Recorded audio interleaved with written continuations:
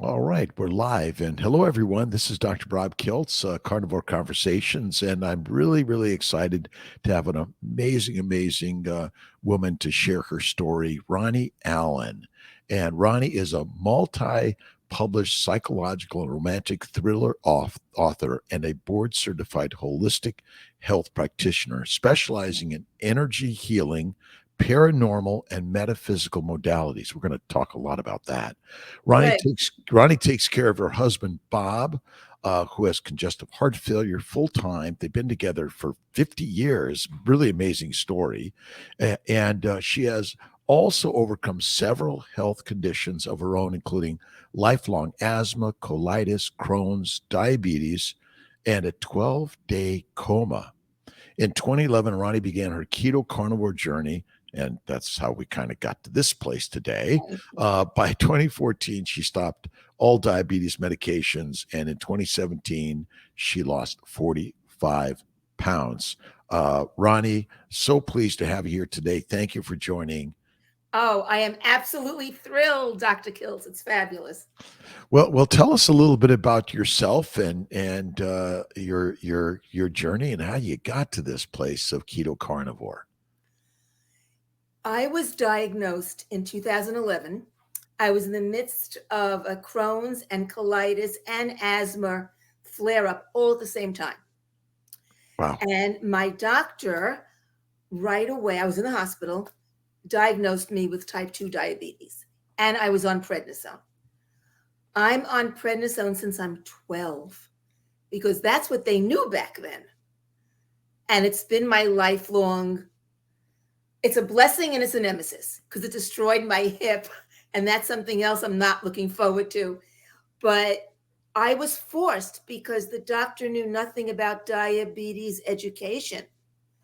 So here he gives me a diagnosis, and being in health and wellness, I'm like, what? This is not happening to me. And I even went to speak to a nurse practitioner at our hospital, and we wound up talking more about teaching, teaching little people, because her daughter was a teacher, rather than the actual diabetes. And I was given the plate, with the old-fashioned right? parts of My a food plate. pyramid. So I decided this is not happening, and I started researching. I'm a research and data person. My education was research and data. So I found the diabetic exchange system, and it's very, very old, and you need a calculator to do it. It figures out your BMI, how much weight you need to lose, and how many carbs per day you would need to not spike your sugars and to lose weight. And so between 2011 and 2017, I lost the 45 pounds, but being steroid dependent makes it harder. But I never liked to use the steroids as an excuse. You can still lose weight when you're on heavy prednisone. Yeah, everyone says they just keep gaining weight, but like anything else, it's still possible to do the opposite, isn't it? Absolutely. And it's all the mind-body connection. And that's what I studied for so many years. It's amazing what the mind can do. Well, maybe you tell us a little bit about sort of what your history has been through the years, and you got all these other things, a writer and paranormal and psychological thrillers and all these other things. I met a wonderful writer's chapter. We're no longer active, we're defunct, so to speak. In 2012, I started writing a novel. I started off as a screenwriter and in film. And that was in the late 70s. I was bored with teaching. I started teaching in 1970. So that dates me tremendously. And yeah, I did 33 years in New York. And when I was teaching, I wanted something to do after school. So I decided, okay, I'm going to become an actress and a screenwriter. And that's what I did. I went to acting showcases in Manhattan. And I wound up working with a wonderful woman. She's probably passed on by now. And I started writing screenplays. I went through 3 agents between 78 and 94 never got produced, but I got my foot in the door. And with crime shows, the old ones, Miami Vice, Wise Guy, those. So that's my genre preference. It always was. And so from the screenwriting, I went into health the mid 90s, because you were saying on a previous cast, you were talking about Joseph Campbell. Yes. The Hero of a Thousand Faces and Yes. all of that. So we studied him. And in studying his work, I came across the archetypes with the gods and the goddesses. And I started getting really entrenched in that. And that's what led me into crystal healing, into tarot, into all of that. And I just progressed with that. So we're down here. We moved down here from New York in 2008. Where do you live? Where do you live now? We're in Florida. Okay. And I'm a Brooklyn woman. Okay. Born and raised. My parents are from Brooklyn, both. Are they? Yeah. Yep. What part of Brooklyn? Let's see. Well, I always have to think about this beach wise, and I don't know why it'll come to me in a second. But somewhere, I can't remember the exact place right now. I was there for the 60 years of my life. So we're down here 14 and a half years. And in 2011, Bob knew I was a writer and I wanted to think of continuing writing. And he shows me an article in our Chronicle about a writer's chapter. And he goes, you ought to go. And so I went.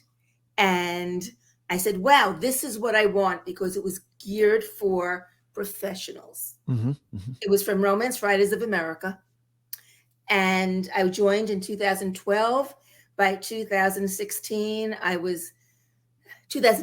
I was president of my chapter. And there were so many changes, and most of the women were born and raised in Citrus County, lovely, lovely men and women. And everyone was getting older in age. So when it came time for my presidency to end, no one wanted to step up and do the board because they all had gone on to be caregivers. So we had to close the chapter. And, it had run from about 2011, 2010, on.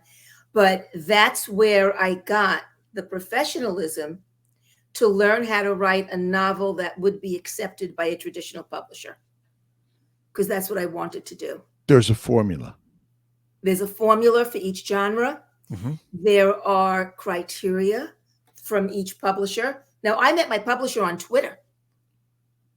Talk about the power of social media in 2014. Wow. So it's doable.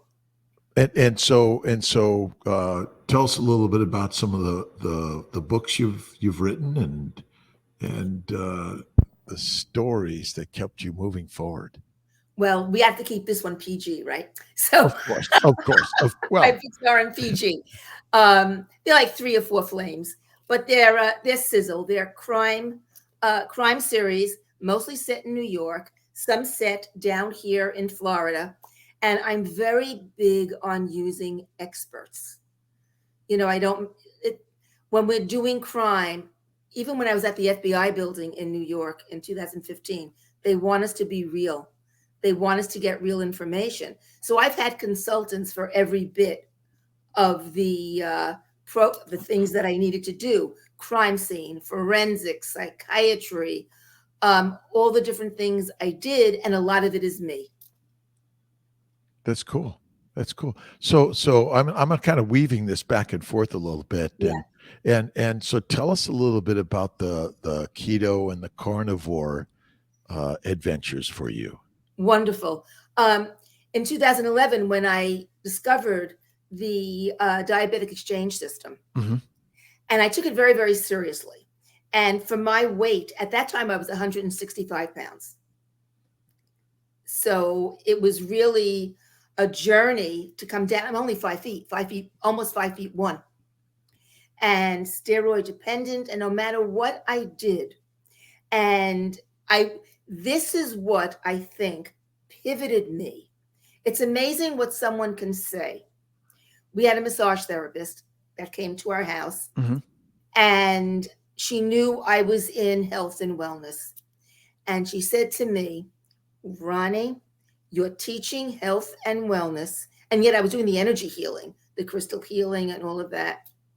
She said, if you don't lose weight, people are going to think you're a fraud.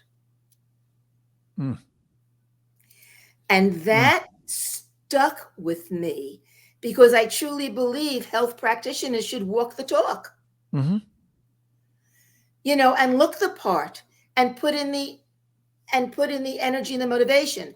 And that was probably before I even got the diagnosis of type 2.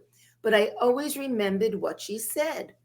Because if I'm working with a practitioner too, you want them to look the part of Absolutely. what they're doing. Yeah. And in today's day and age, it doesn't happen, and yet some people are very, very skilled. But that was the pivotal point for me, I think, because I keep remembering that, Mm-hmm. Mm-hmm. And I was doing all of the, I don't count calories, I don't count macros, I don't do any of that stuff. But 15 grams of carbohydrate equal 1 carbohydrate exchange. So for my body size to lose weight, that exchange system said I should have between 9 and 11 grams of carbohydrate exchanges per day. I went less. And then I started decreasing, obviously all of the bad carbs, and yet we weren't into that anyway. For 49 years, Bob and I are married. I've always cooked low carb. Naturally. Yeah. Yeah. So when this happened, and then I started doing that, and then a very interesting program came up. I love wrestling. So John Cena brought a wonderful program from Europe to the United States, Change Time. And that, I'm not sure if it was paleo or more keto, but I started getting rid of a lot of the bad carbs, even more carbs, a lot of the veggies, no potatoes, no rice, even what people would think are healthy are not. So that's what took me over the edge. And I really saw a direct correlation between less carbs and better blood sugars. It's like a no-brainer to make that connection. So where did we learn all of this sort of illogical genre of nutrition, do you think? Doctors who push big pharma, and I'm still seeing it because I just finished a pretty large round of steroids, the prednisone. Mm-hmm. Bob was rushed into the hospital. I was off for 3 months from March 26th to June 26th. I was off all prednisone. And I was off for 2.5 years prior to him getting sick in March 2021. So I was off the past 3 months. He goes into the hospital and it was very serious. I mean, I had almost lost him several times. And this time they even called in hospice. So, and that was reversed, obviously, because he's running around to the gym. So when I was so stressed, and the mask for me is a killer with the asthma. I cannot wear the mask. I was born, this comes from birth, I have a lot of organicity, malformed bronchial tube, trachea. They're off to the side. And that's why when EMS tried to intubate me in 2000, they broke part of my trach because it wasn't where it was supposed to be. So because of the mask and having to wear it in the hospitals and going through nursing homes, and some doctors were still having to wear the mask in the office, I just got sicker. Wow. So for 3 months, the June 26th to like mid-September, I was on 20, 30 milligrams of Pred a day. And then I was on and the prednisone is all related to your asthma. Is that right? Yes, because I'm in remission for Crohn's and colitis since 2018 now. Which you ascribe to the diet changes? Diet changes and nutritional products and things like that. Yes. And go ahead. So when I took my blood work in September, my doctor told me on September 15th, you are a raging diabetic, similar to what I was told in 2011. And I said, I know it's the steroids. He goes, steroids raise your blood sugar, but not that much. So he gives me medication. And one of them lowered me too much, the glibazide. And then he had me on metformin. And I'm like, why am I doing this? No, no. So I've been lowering it on my own, and I'm lowering my blood sugars tremendously and going carnivore. I'm trying to go as much carnivore as I can now, because that's even lowering my blood sugars more. And what is your typical diet now? What does your meals in the day look like? I love ribeye. Uh-huh. Like today, I made about 2:00. I fasted until 2. I just had some coffee with cream. And I fasted from, say, about 10 last night to about 2. I can't eat so early in the morning. Yeah, I can't either. I can't do that. It's too much for me. Right. And even if I was going out with friends, I don't make it that early. And usually if I'm having a meal out, it's my first meal of the day. And I call it first meal. I don't even call it breakfast. But so I had eggs today, and maybe tonight after we're done, maybe I'll make a ribeye. I'm not even hungry now, because I think the adrenaline from the excitement of being on here will carry me. Well, I had my ribeye at about 5 o'clock today, and I got my 10-minute nap in before I got a chance to come and share with you. And I think those naps are so important. Tell us a little bit about your daily habits. I know you're spending a lot of time taking care of Bob. Yes. And tell us a little bit about that, would you? For a very long time, it's 18 months now. The last 2 months, he's recovered beyond what any doctor foresaw. Wow. Because when he went in June 23rd, he had surgeries, mitral valve and pacemaker, January 10th and 11th. So when he went back in the hospital on the 23rd, they're saying things aren't working. And by July 5th, he left the hospital and he went into rehab. July 5th, they called in hospice.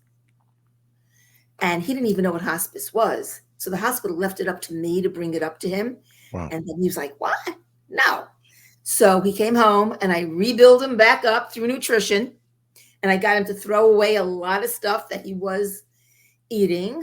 I can't get him to go pure keto and pure carnivore, but he doesn't realize that whatever meals I cook are keto. He just doesn't connect, so, okay, he doesn't know, that's fine. But for the longest time, we were home. And we do have caregivers come in. Mm-hmm. My head wasn't into writing, and yet I do want to write a book about my caregiver journey, because I know a lot of people can benefit from it, because I was thrown into it untrained, unexpecting. I didn't think this was going to be a long deal. He was 79, and in March 2021, he had his first surgery of his life. He had reverse shoulder. Wow. First surgery in 79 years. That's pretty darn good. And it's gone downhill. It just affected everything. So the congestive heart failure reared its head, and so many other things. And he keeps coming back and coming back and coming back. And I thank God. What do you think the main reasons that he keeps coming back? His drive, his motivation, his will to get back into the gym. Mm-hmm. Mm-hmm. Because even when he was asked, with all the doctors who've done this, whatever surgeries he's had, will you listen to restraints, or will you listen to follow the rules? He looks at them flat out and says no. What do you think about the modern healthcare system that's really caused a lot of these problems for all of us? It needs so much improvement, Dr. Kills. They don't consider the person. It's very truncated into body parts. Okay, this is not my specialty. You have to go here. You have to go there.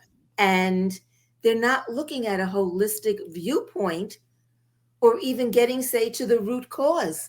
It's basically take this pill, take that pill. And unfortunately, a lot of people just listen. The cost of healthcare is exploding. And I imagine, the number of people in assisted living and convalescent care and long-term care, and then they're just left alone. Yes. And I'm in a very rural area that's not economically flourishing, amongst the locals. I mean, the people my age come down, we're in communities, it's a different story.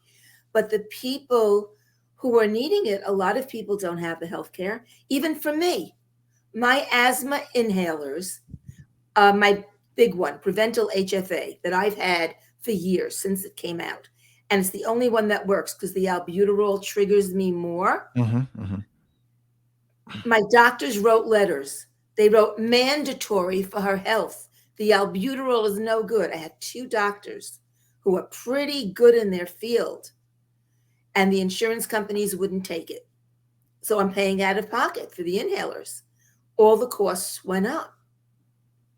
And I feel sorry for people who can't afford the medical. And tell us a little bit about how important you think it is to be able to help your husband and do the work at home and have a caregivers and assistants to come into the home. We have to. I mean, that's what we worked for. The pensions and the Social Security from New York. Thank goodness. Because we don't have family close by. I'm an only child. My son's an only child. My son's only. He's down south in Florida, 5 hours away. There are no other family here. Everyone is either in New York or whatever, but it's just him and me. So if I didn't have caregivers come in for my sanity as well, because I was going through so much, my health, even not even considering Bob, my health debilitated tremendously from this whole 18 months. I mean, I went through shingles where I went 4 times to an ER here. And, you think you have shingles now? Because I self-diagnose. And whenever I self-diagnose, I'm right. Either with me or Bob. I'm right. How they didn't listen to me? Well, that's actually a good point about self-diagnosis. And I don't know if you're noticing it, and it sounds like you are, is that healthcare is sort of given to the people, and they have access to knowledge more so than they've ever had before. And people are intelligent. And Yes. and do you notice sometimes we doctors are a little blind to the possibilities that the patients might know more about what they're suffering from than we do? Yes. Especially, I'm a lifelong asthmatic. I came out, I needed to be resuscitated. So yeah, I know me. What can we do to improve that? Keep confronting the doctors. Now, I don't have a shy bone in my body. So, but that's through years of therapy, and actually coming out to my own, because my parents invented helicopter parents. All right. I mean, they were totally repressive. I never rode a bike. I never roller skated. They wouldn't let me swim. So I still didn't do the roller skating and bike riding, but I do the swimming. But we have to come out and we have to speak up for ourselves. We can't be shy. Well, it's one of the things that I mean, I was shy. Growing up, I was shy. I didn't want to talk. I had anxiety. I had maybe a little bit of a lot of ADHD, OCD, dyslexia, and I was a little bit. I was the short kid, and I didn't thrive in school, and I even today as a doctor, I'm sort of still a little. I get out there in the things I feel comfortable talking about, but Right. I've learned doing that. It's growing over the last 10 years, Mhm. 15 years, I think, because I'm realizing when I began to incorporate yoga, acupuncture, meditation, even prayer into my practice 20 years ago, and then tripped over this paleo, then keto, and now carnivore. But it's you can't just talk about nutrition in isolation. And you kind of talked a little bit about therapy. Talk a little bit about your thoughts on psychological, emotional um, issues that we deal with in better ways. You think we can help in that arena? I think people need to connect and realize they do need help. Like when I was going through this with Bob, I have my New York State school psychologist license. I've been in the psychology field for a lot of years, but I also really realized I needed help. So when I spoke to my primary care, he's very good at referring me out to different sources. That is wonderful. So I am in therapy. I started in June because it was just giving up everything that I wanted to do for so long, and I found so much inspiration from caregivers on Instagram, but people have to realize they need help and not hold it in and make the connection. Yeah, it's okay. I mean, in the 50 years we're together, Bob and I went to therapy a lot. I went to therapy from college on because I had to undo a lot of what trauma from childhood I was still carrying. And I still have a few issues. I mean, nobody's perfect, but acknowledging it and realizing you need help to reach out is that's the first step. Not hiding it and saying, "Oh, I can do it all by myself." But a lot of people feel they want to. I'm very transparent on my social media. People know, what I've gone through emotionally through this caregiving thing, and they know it wasn't my cup of tea. But I need to get back into, my other things. I have my notebook ready to start taking my notes. And even though I didn't take notes in the notebook yet, my posts on Facebook are my journaling because then I can look back and say, okay, this happened on this date, whatever. What do you think it is about therapy and the communication with that therapist? And I wonder if in some way I was thinking about it, communion and even is it just that we don't have that ability to talk to anyone anymore that maybe once we did in our small communities or small villages, or if we had different ways to do it? Or is this really we're improving our ability to have the conversations through therapy? I think social media is taking it away from us from being able to communicate. And I think a lot of people put up all the wonderful things they're doing, the beautiful pictures. You can't believe what you see on social media. And I think sometimes that makes a person who's watching feel even worse. In some way, then it's like here we're seeing someone who's amazing and wonderful and has no problems, and it makes us all feel less in some way. Yes.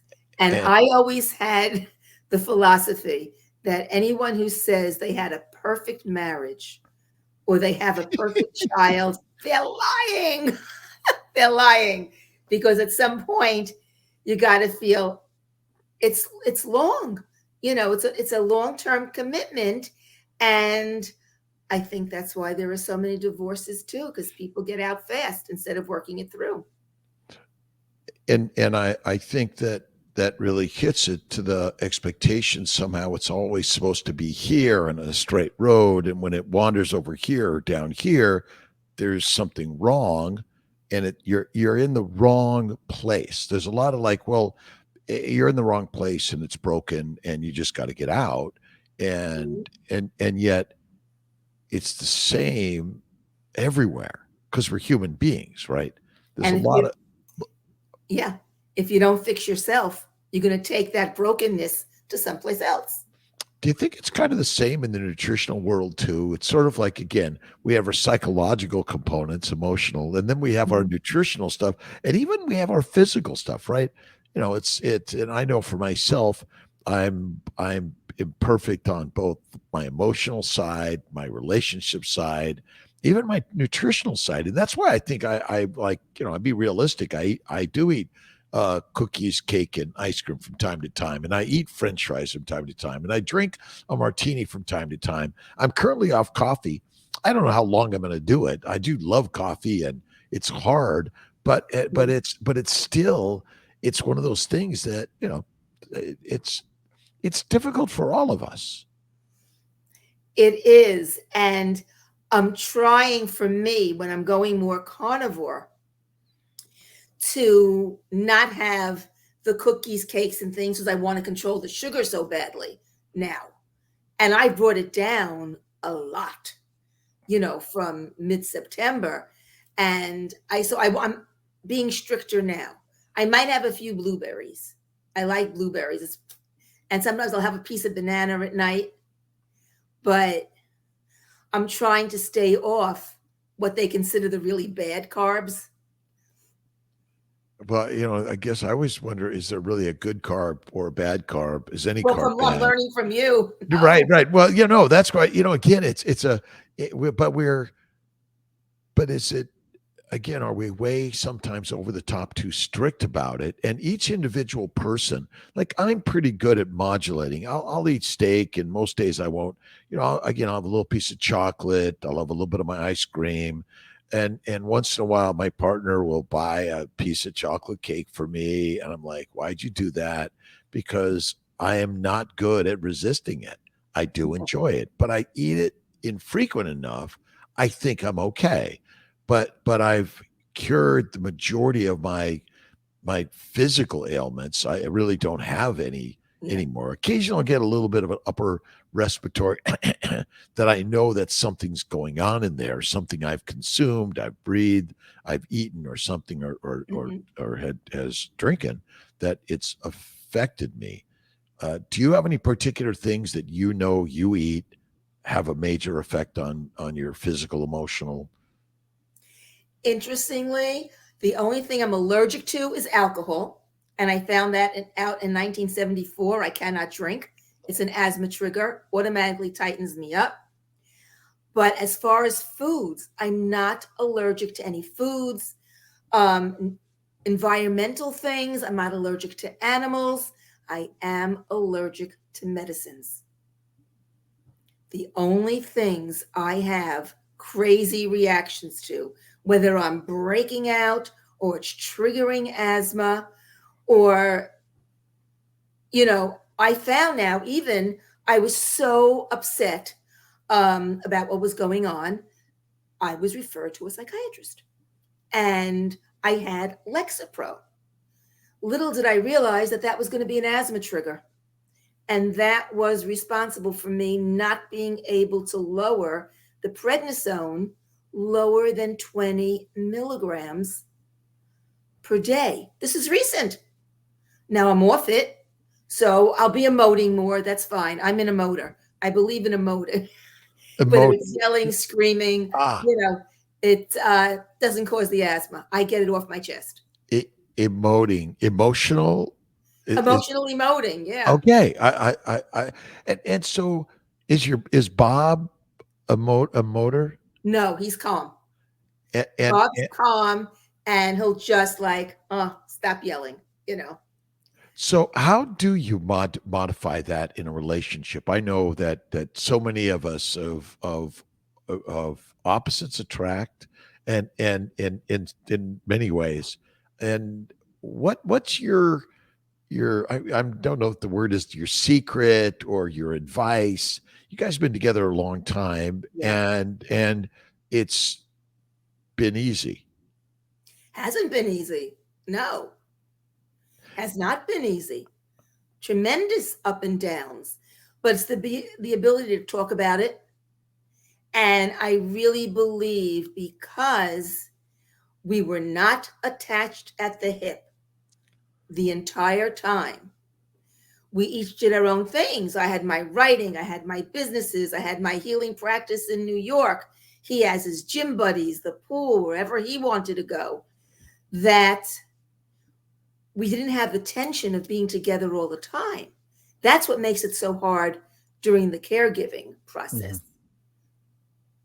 Mhm. and with all these different issues that came up. But my health took a hit because I wasn't, 1 minute it was the asthma, then it was shingles, then I had an allergic reaction to a blood pressure med, of all things, that took a month to heal because I broke out in whatever. And then all my skin peeled off. Oh, it wasn't a pretty picture. And then once that heals, there's something else. And I've been battling against hip replacement surgery for 17 years, and I've been winning the battles. And all of a sudden, I'm laying in bed. Finally, the breathing's good. I'm down from 30 milligrams now to 2.5, Wow. Wow. the past few Wow. days, Yeah, yeah, yeah. and all of a sudden, the hip.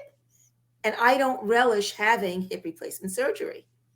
And with Bob, what he's going through, I don't want to do that. And yet he can't stay alone. I wouldn't want him to stay alone for a few weeks. And it would be very, very hard. So we have that to figure out, but I am working on it. And I'm hoping even going more carnivore is going to help get the hip back where it should. What's the barrier, do you think, to the keto side versus the carnivore side? The keto is more vegetables, And right? what's your yeah? I mean, carnivore is keto, and keto is sort of anything you want in some ways, and it really is a high fat, low to no carbs. But again, for to getting completely no carbs uh, is not easy, but it's the best thing. What's the barrier that you're thinking that you or many people have in getting to that spot? I'm still not 100% carnivore. I think I want to get to there. Um, the fruit I might have a little bit, but not a crazy amount. But I was always having broccoli sauteed in garlic and oil, or spinach sauteed in garlic and oil. And then I'm learning from you and I'm learning from other carnivore doctors. And it's like, all right, the veggies have the things in them that want to poison you and kill you because they're meant to protect themselves. So getting less on the veggie side. Um, here's where it's really hard to Hmm. be the carnivore. Yeah, yeah. I live in a rural place, so very many of the restaurants don't even know what keto is. Some of them don't know what gluten-free is. All right. And I've been teaching a lot to the restaurant owners and saying, this is what I want. They're very accommodating, totally accommodating. So going out with Bob, he'll say, all right, I want pizza. And I'm like, I really don't want to go to pizza. But because of his situation, I give in. We always had this philosophy between us: choose your battles, and I think that's major. When I was first got into my school teaching, I was newly married, and one of the women I worked with in my new program was a family counselor, and she said to me, "Ronnie, choose your battles," and I hold on to that throughout. So when he says he wants to go out to eat, as long as he's physically able to, because for so long we were housebound, I don't care where we go. Right. So Right. I've been giving in and say going, all right, we'll go.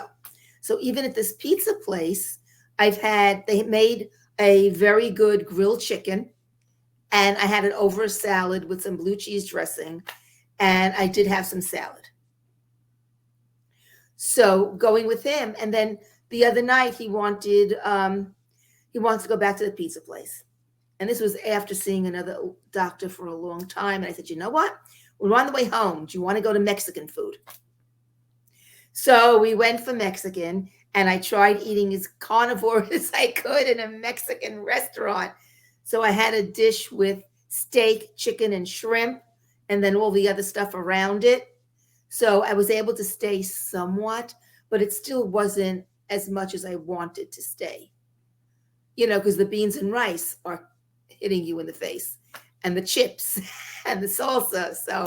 So it's a challenge, but as you're with and I know for my partner Tia, she doesn't eat carnivore, Uh, and so when we go to restaurants, it's like want to make sure she goes to the restaurants she likes to go to, and we do live in a world with variety in relationships and humans and I yes. know for myself, I many of my friends are not carnivore, and so you're dancing with that in Hmm. all over the place, and it must be challenging, at least with the physical health issues and how to sort of modulate that. But it sounds like you're moving more towards the carnivore side and recognizing the value and the benefits of it.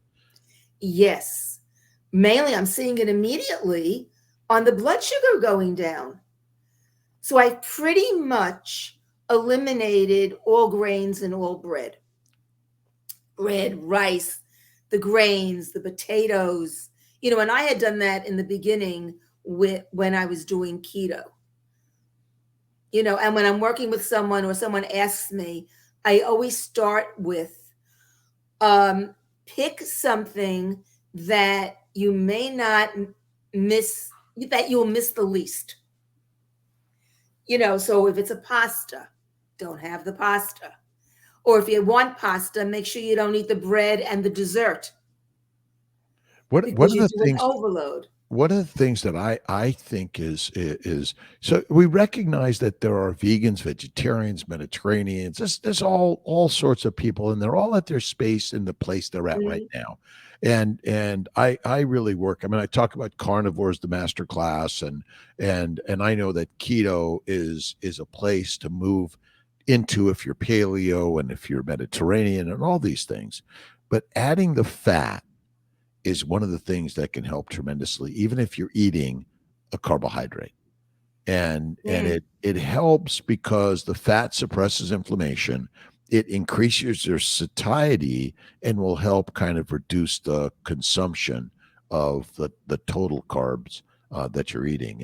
And so, some of us are more susceptible to the allergic reactions to some of these things. Mhm. But it's a place that we can all begin to move to. I work to stay away from salads and the vegetables as you spoke. I do love pasta. Do I ever eat it? I would eat it rarely.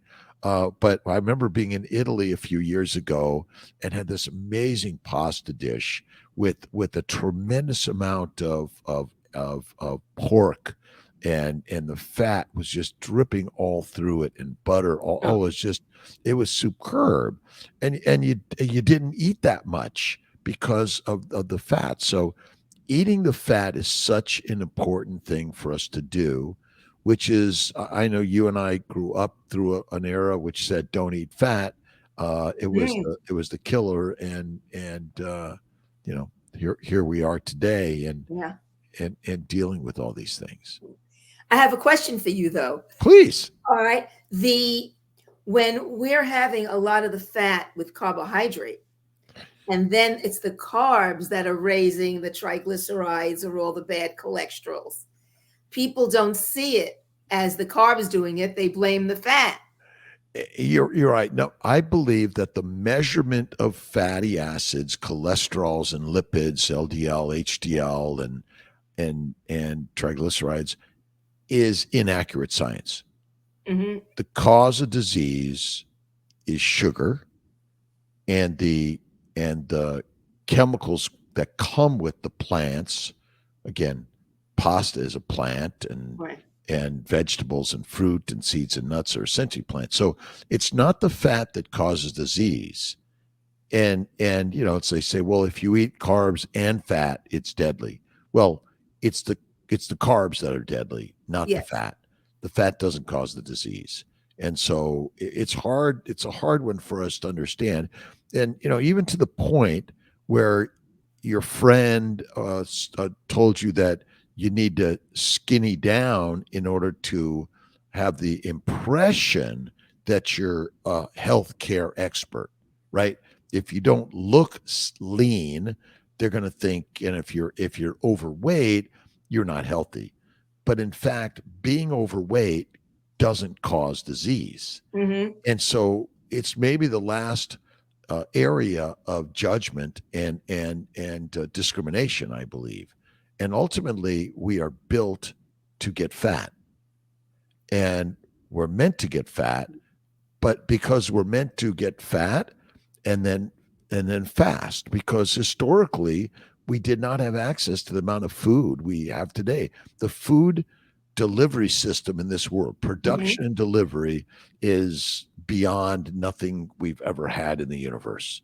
And you really, of all the inventions, that probably is the leading one that's led to the Yeah. expansion of humanity and all the damage to the world, because the population is growing and growing and growing Hmm. because we're so good at growing and producing and delivering food to everyone.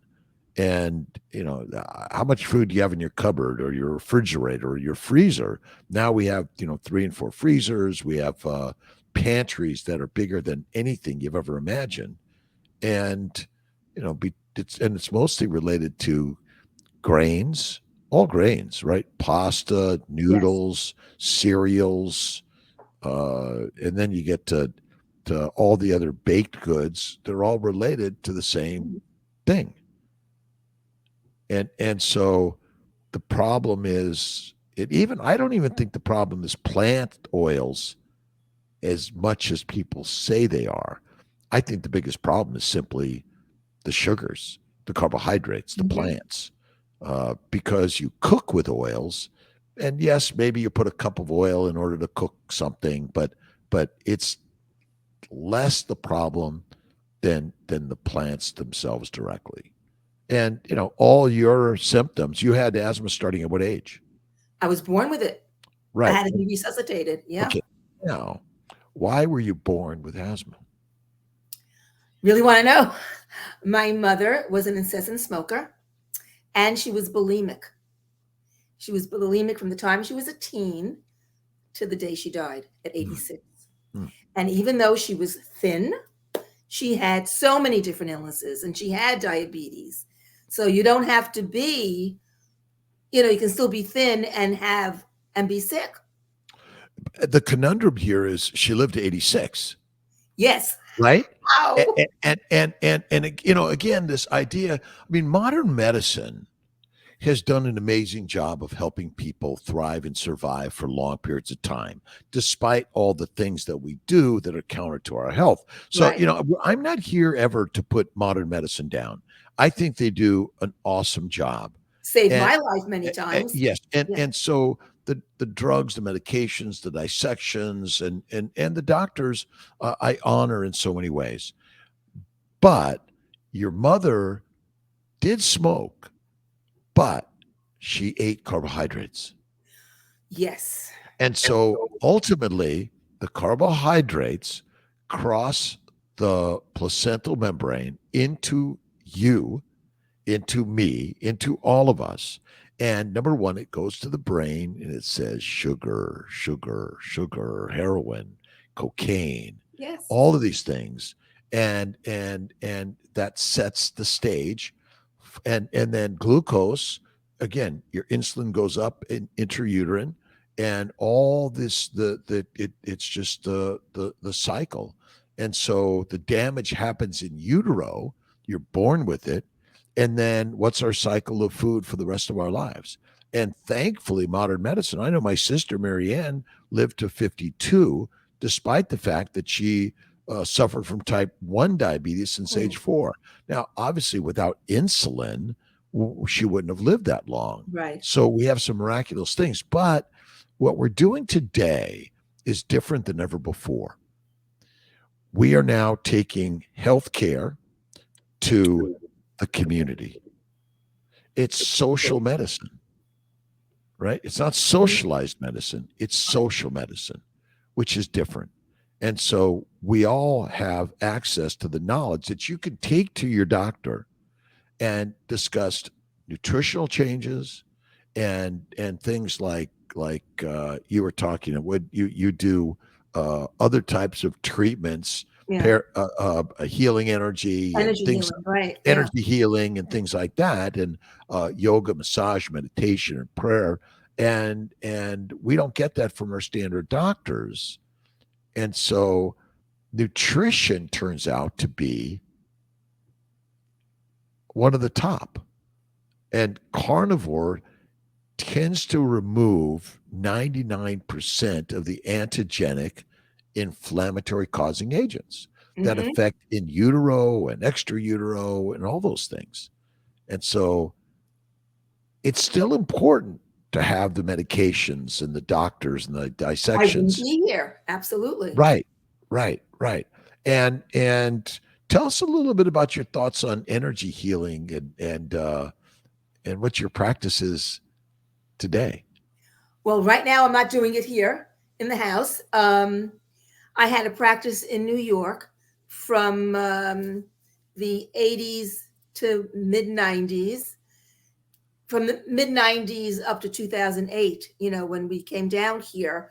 I'm a certified crystal therapist, and I do tarot, and working with the crystals opens up the chakras, um, laying on of the hands. Now, I'm not a medical doctor, so I don't do hands on. Like Reiki is right above the skin, right above 2, 3 inches above the body. So when I'm doing a crystal healing session, we're opening up all the energy centers of the body. And by doing that, people can process a lot of emotions. We can get rid of some of the sludge in the body. We can do meditation to have the negative energy healing even through your feet. Um, I wear my crystals. I have my crystals next to my bed. Even now for my hip, I'm working with a huge kyanite uh, slab. I have my crystals here. So I Can also work a lot with Lord Ganesh. He's right here. tell us a bit about the effects of these things. It frees the mind. It opens up a sense of connecting. Well, I have a headache, for example. Where is that coming from? Or, I was a teacher for 33 years, What did you teach? and What did you teach? I teach little people, elementary school, Got it. Got and it. I love the little ones. So, say working up on the throat chakra for someone who doesn't speak very clearly, or someone who needs help with public speaking, or even students work with different stones and that help them be more successful in school. Each stone has a different color. The colors resonate with different sections of the body. And it's a fabulous science where everything comes from the earth. We came from the earth, Yes. ashes to And that's ashes and why we're dust connected. to dust. Yes. And so, do we emit energy? Yes. Do we do we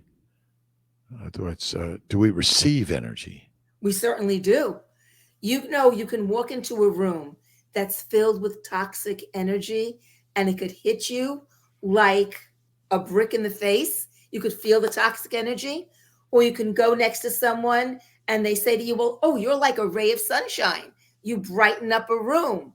That's because the energy is so contagious and it's feeling. And that's why we stay away from people who give off that negative vibe, because it is contagious. Are some people more sensitive to these things, do you think? The energy, Oh, meaning that, yes. yeah, Yes. Some people are sensitive now. Some people are just totally blocked and the energy won't penetrate them. mm, They just closed off emotionally. And some people are wide open and can receive and can give. When I was doing Reiki sessions, my energy is strong. And if I have a strong Reiki practitioner working on me, we start sweating because we're all detoxing from the energy. But when you're in an environment that's very positive, that's why I like being with like-minded people. And I like being with writers and wellness practitioners and people in health, because we're resonating from the same energy field. I was attracted to you exactly for your energy Oh, and thank your you. openness to share. I'm so again excited to have you on today Thank you so and much. I'm sharing thrilled. and ultimately, this, so much of obviously our carnivore and our keto, and it's what your nutrition and but ultimately we all have lives that Mm, and our nutrition is to fuel our lives. yes. It's really not meant to be our lives in essence, because the one of the maybe the challenges that we live with, and I think one of the problems, and I know I work to have my one meal a day, and I look forward to that one meal a day, but my day is not made into a snack, breakfast, snack, lunch, Mm, snack, dinner, snack, bedtime, and do it again.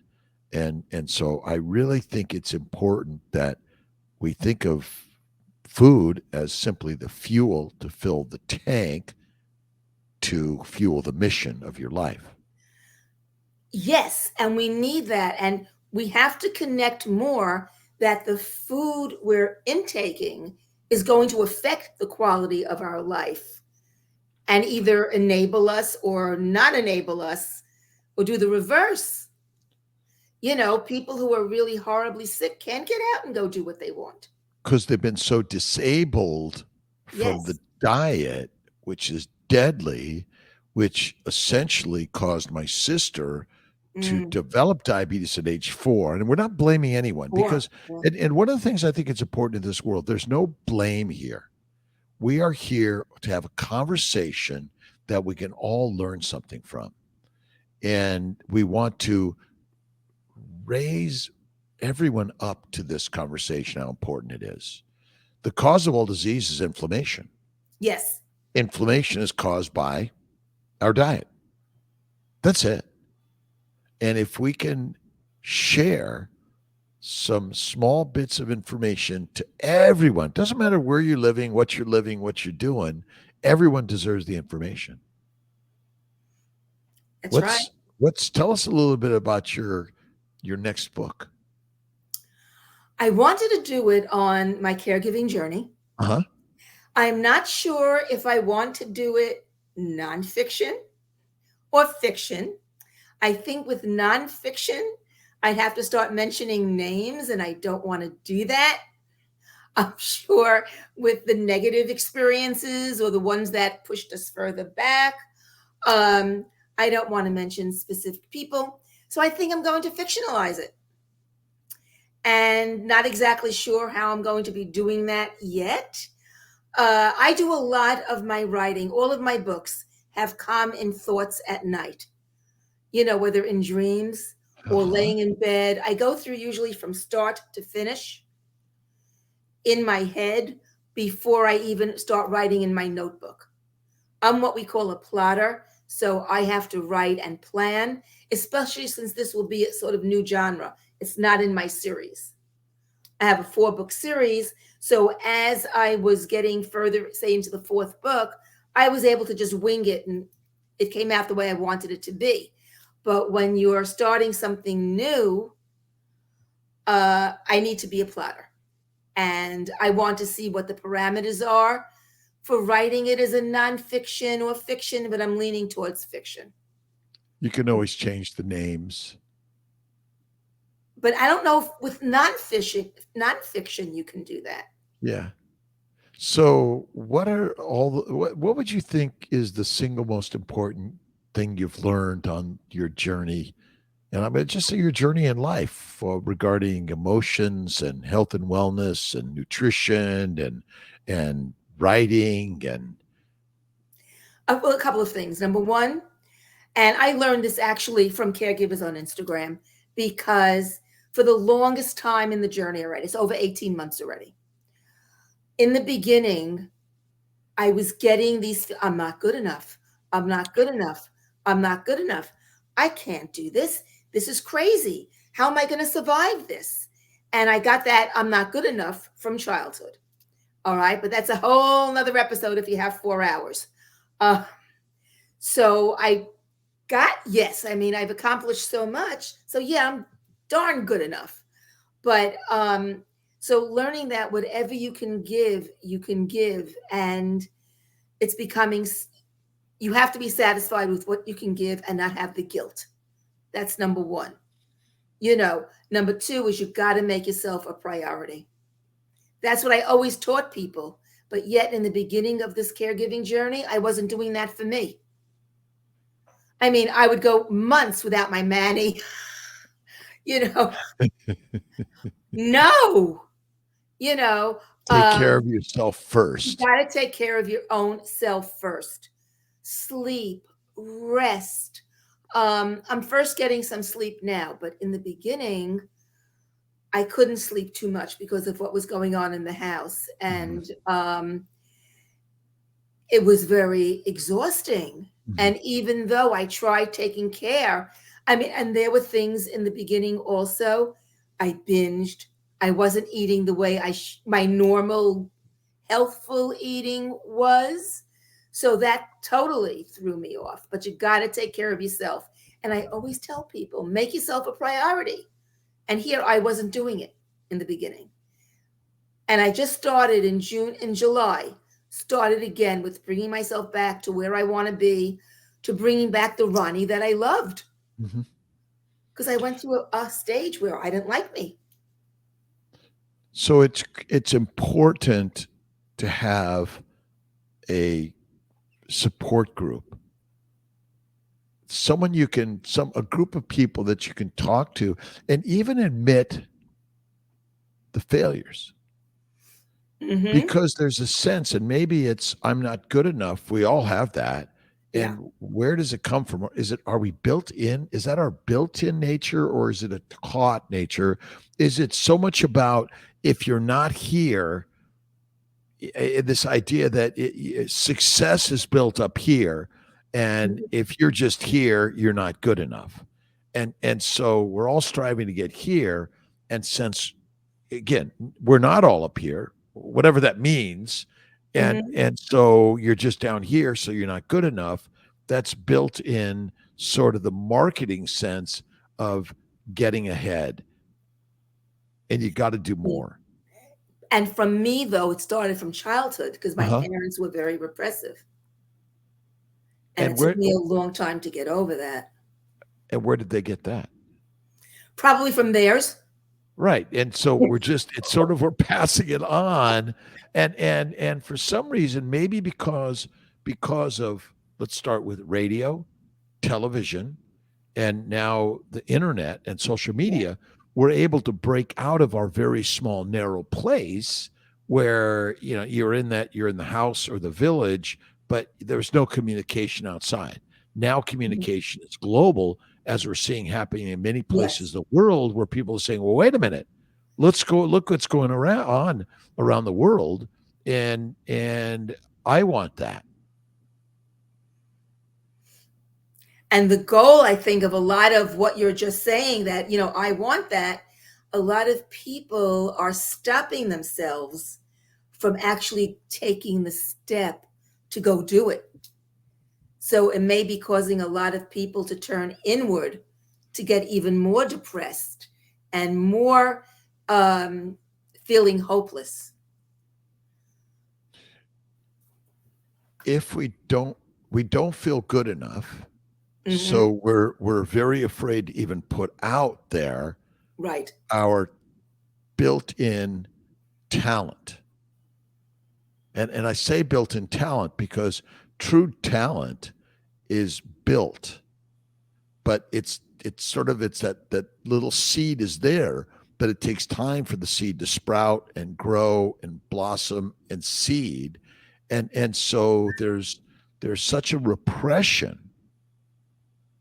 And maybe we have to use the repression for our artistry and our creativity in a sense, and encouraging those that are, all of us that are feeling repressed, to use that repression in their art.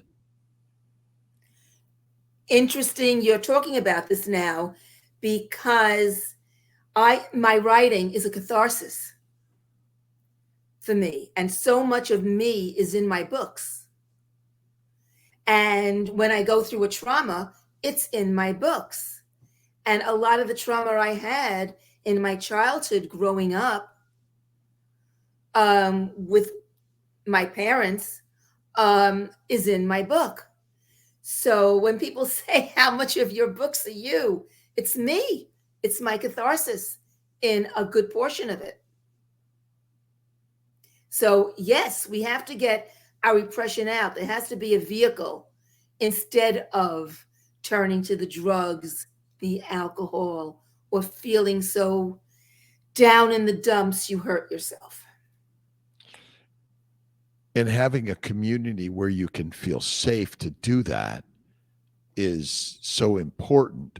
And a therapist or psychiatrist or psychologist or Mm-hmm. energy worker or healer is a good place to start for so many people.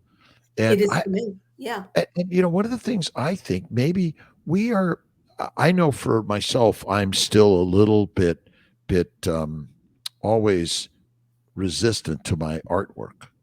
I mean, I love doing it. I'm resistant to putting it out there and just splashing it, whether it's pottery, painting, or music, or whatever it is.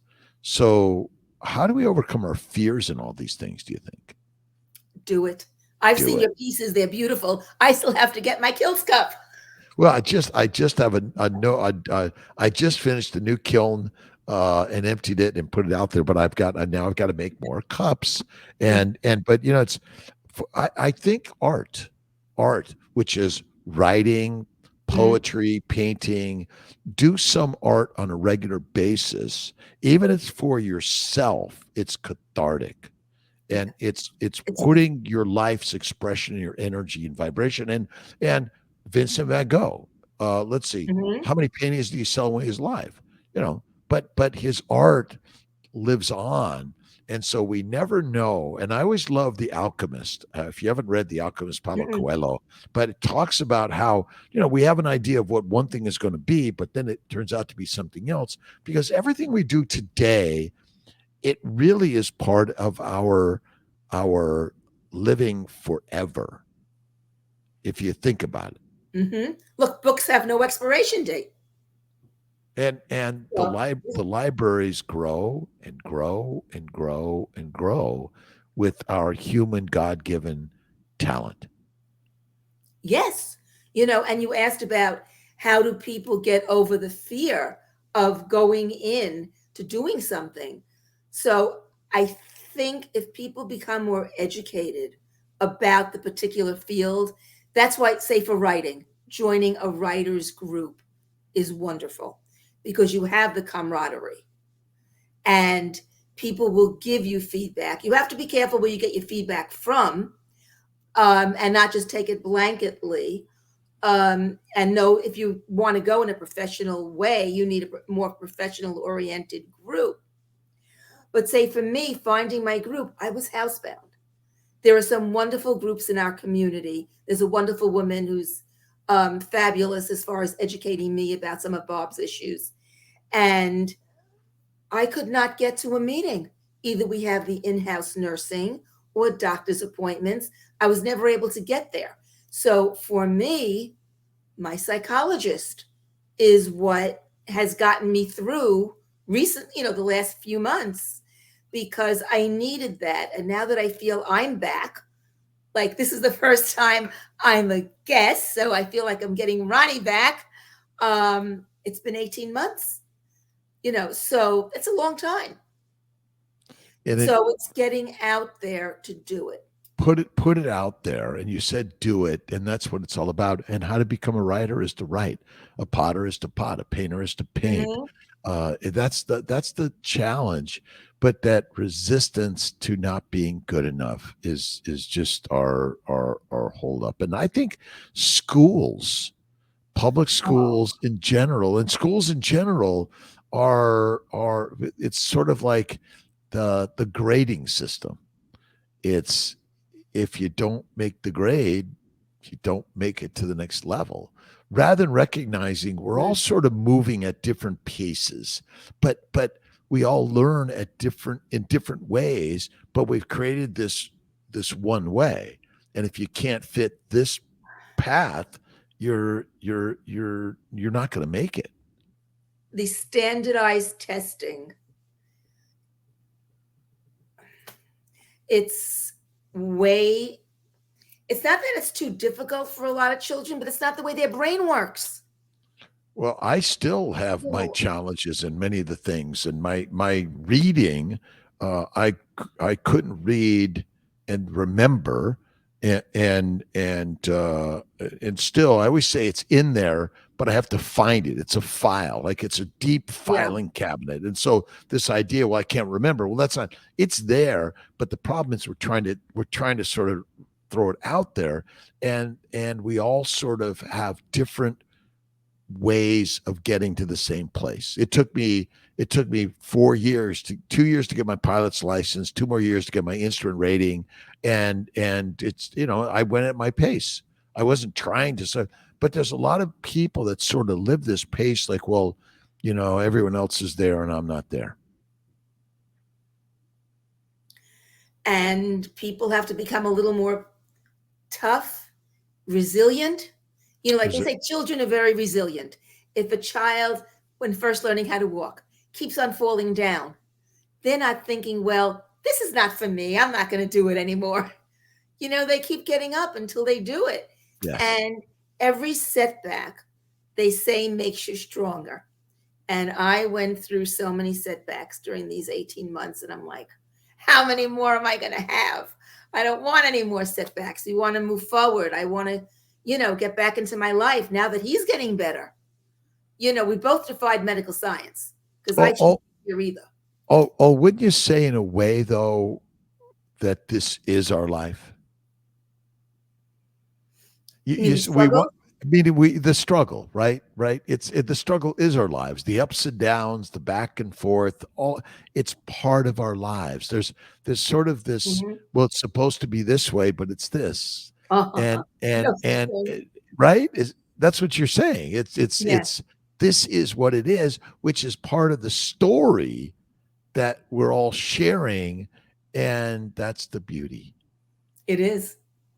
How's Bob doing now?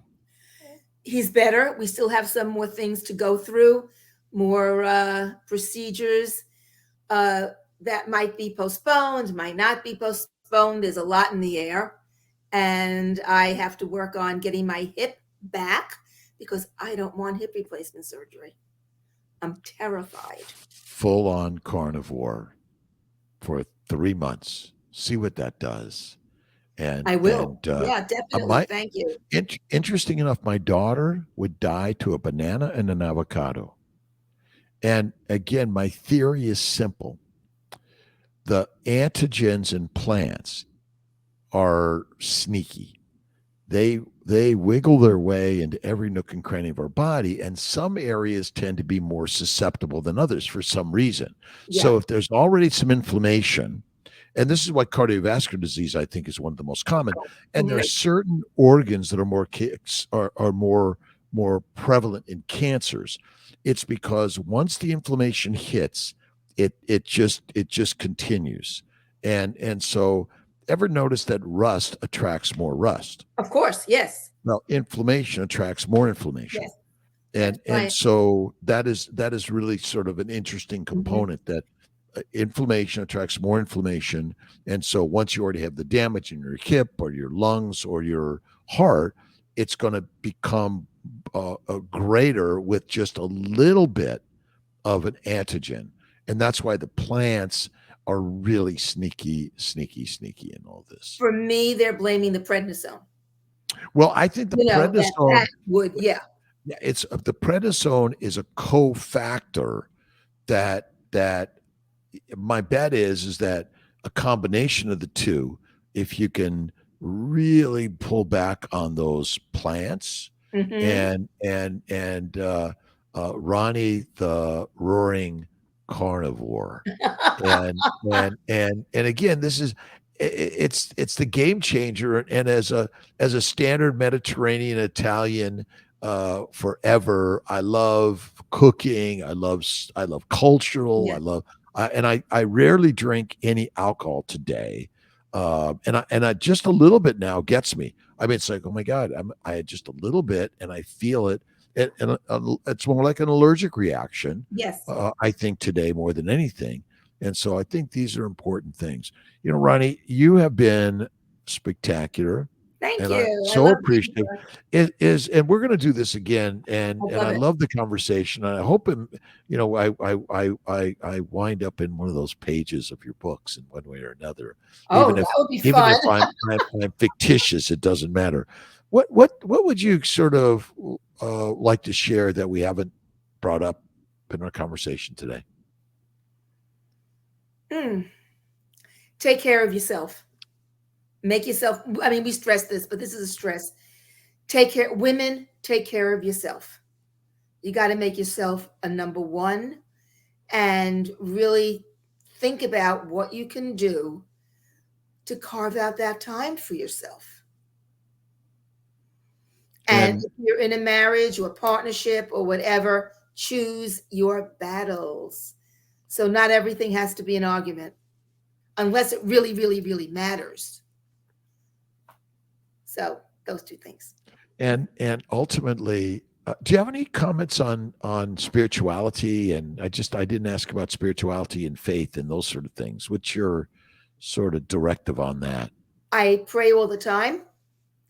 I think I have a landline up to God. I mean, we're Jewish, so but we're not Orthodox. We're not going to temple. Well, we haven't in years, with COVID, or even from before there. But I'm very, very spiritual. I believe my mother comes to visit. I believe, I see her, I hear her. She does electronic things in the house. So I even yelled at her the other day not to come because I was having one of my mini meltdowns in the bathroom. But because for me, it's a way to get out. And I realized with asthma, I have a very strong emotional component. So the stress can really tighten me up. And when I learned how to emote, Mhm. that saved me from having the gasp or have to use the inhaler or get really sick. So it's really connecting with yourself and thinking, where is this coming from? And it's being honest with yourself because you're in private. It's not like you're not telling people. You have to say, what's going on inside of you? Why am I having this? Why am I doing this? What frustration level is it? You're communicating with God all the time, and that I Yes. love that emoting yourself. Yeah. It's critical, and we hold it in, and maybe that's part of the problem. And by getting out there, and whether it's blaring in song and dance or art, or it's simply emoting. Yes. Oh, I was working with I have a huge block of kyanite. It's in my bedroom. mhm. And I was having it by my root chakra because I'm trying to work on getting the energy through my hip. And all of a sudden, 2 weeks ago, I had it there for like a half hour and I wasn't thinking of it. I had such a strong emotional breakthrough that, wow, because while the asthma was not good, and I cry very easily, I emote very easily. Mhm. So I can cry at a commercial, I can cry at a book, a TV show. But for the past few months, when I was on the heavy prednisone, I wasn't emoting Hmm. because it was the other med. Mhm. And then all of a sudden, it all just came out of me. And I had the first good cry. And I'm like, wow, now I know I had my breakthrough, that I was able to cry. I was alone in my bedroom, that I was able to cry and get it all out. And for me, that was like an epiphany that, wow, your asthma is better now and you can start, and the prednisone lowering is working. Wow. So I need to do that. Are you doing I would any? meet someone in the street and start emoting and yelling and screaming, you Well, know, I don't. but but it's something you feel comfortable with, and you know the value of it. And Yes. do you think in some ways you were repressed in emoting growing up and at school? And do you think that's our problem in life? There's too much repression of just sort of our basic emotions. For me, it was. And I had to go through a lot of therapies to be able to emote. I mean, you probably heard of primal scream therapy. No. No. All right. This was from the early 70s. And we used Batakas with these big, mine were red, these big foamy things that were very soft, but you can pound each other or Yes. fight with Okay. each Yep. other. Yep. Yep. I All do right, know. Batakas. Yes. Those worked for me. Medical orgone therapy worked for me. Bioenergetic analysis. That's opening up the seven armors. It's Wilhelm Reich.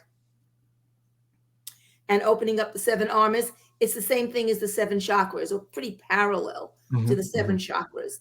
And by opening up all of that, like I had a lot of work with the ocular armor and all of the armors through the body to be able to get my own energy feeling, and to get your body to feel is a beautiful thing. So many people walk around numb, and that's the purpose of Reiki and crystal therapy, to get your body to feel. And we're alive, Yes. and we have to get living, Yes. and living requires you sometimes to put it out there and do it, and don't and Hmm. be afraid. We're afraid. We're all afraid. I'm afraid. Hmm. So what am I going to say? Is anyone will be watching? Who cares, right? Yeah, I was nervous coming on tonight. It's normal. Yes. And this idea, but that is so much of it. We're all afraid, and fear is natural and normal, and Yes. anxiety and worry is natural and normal. And Because we all want to do the best we can. yes, all of us, all of us. Are you doing any social media, uh, or any particular things that you recommend us to look out for and keep a look for Ronnie Allen's Oh, thank sharing you. her book? Thank you. I'm on, well, most of my work now is on Facebook and Instagram. So my Facebook is ronnie.allen.507. And the 507 came because when I joined Facebook in 2009, I was the 507th Ronnie Allen. So can you imagine how many Ronnie Allens there are? And they're mostly male. So that's a story in and of itself. Yes. Because Ronnie is my birth name. And on Instagram, Twitter, TikTok, where I have a lot of writing education and health education videos on TikTok. It's like 378 videos. But I haven't done a TikTok since May 28th, 2021, but I share them. It's life with underscore Ronnie on the Ronnie, TikTok. Ronnie, it has been the most amazing pleasure to Thank share you. this evening with Likewise. you, and I've been excited and just been looking forward to this. And Me too. Thank you. for all those that get a chance to listen and share, we're all in the world to be the artists, to do it, and to be afraid anyway, and emoting. We're all going to be emoting, and I love that. So again, Ronnie Allen, thank you so much. God bless, Thank and you thank so you everyone very for much. joining us. A pleasure. Thank you. You're welcome.